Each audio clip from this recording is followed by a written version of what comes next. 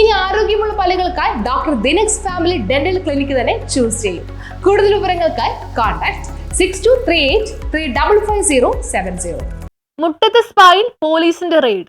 MDMAയും കഞ്ചാവും പിടികൂടി. 2 പേർ അറസ്റ്റിൽ.